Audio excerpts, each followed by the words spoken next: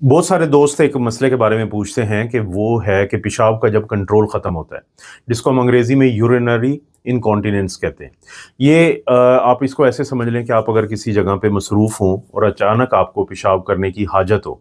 अब आप कोशिश करें कि आप वॉशरूम की तरफ जल्दी से जाएँ, लेकिन ना पहुँच पाएँ और उससे पहले ही आपके कपड़े ख़राब हो जाएँ।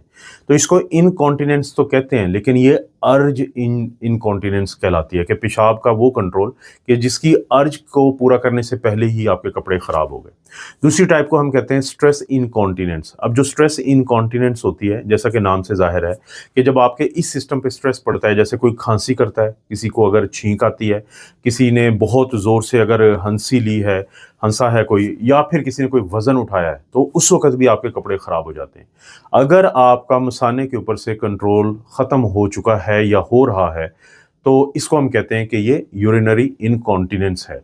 अब इसकी मुख्तलिफ़ किस्म की वजूहात होती है, जैसे ख़वातीन में अक्सर बच्चों की पैदाइश के बाद ये मसला होता है। मर्दों और ख़वातीन में बढ़ती उम्र के साथ ये मसला होता है।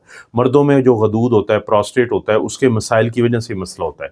ख़वातीन में माहवारी जब रुक जाती है, मेनोपॉज़ जिसको हम कहते हैं, तो उस वक़्त ये मसला होता है।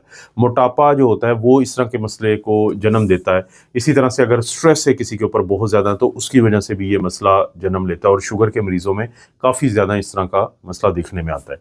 अब इसमें घबराने की ज़रूरत तो बिल्कुल नहीं होती, अपने डॉक्टर से लाज़मी बात करें, इसमें शर्माने की भी ज़रूरत नहीं होती, क्योंकि ये काबिल इलाज है।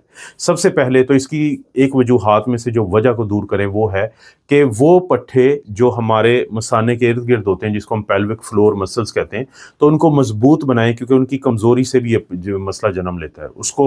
उनको मज़बूत बनाने के लिए कीगल एक्सरसाइज़ेज़ होती हैं। एक मिसाल से समझा देता हूँ कि आप यूरिन कर रहे हैं, अभी दरमियान में हैं और आपने अचानक यूरिन को रोकना है। तो उस वक़्त जिन मसल्स को आप कॉन्ट्रैक्ट करके या इस्तेमाल करके रोकते हैं, तो उनको ही दिन में आपने जब इस ये वो एक्सरसाइज़ है जिसकी मैं आपसे बात करना चाहता हूँ, जिसको हम कीगल एक्सरसाइज़ कहते हैं। तो ये आपके पेल्विक फ्लोर मसल्स हैं। तो आपने क्या करना है कि 5 दफ़ा ऐसे ही ये करना है कि 5 सेकंड्स के लिए इसको कॉन्ट्रैक्ट करना है, यानी इसी एक्सरसाइज़ के दौरान जैसे आपने रोका है पेशाब को, और फिर 5 सेकंड के लिए रिलैक्स करना है। तो इसी तरह 5-10 दफ़ा करें और दिन में 2 दफ़ा कर लें, तो इससे आपकी मसल स्ट्रॉन्ग हो जाते हैं।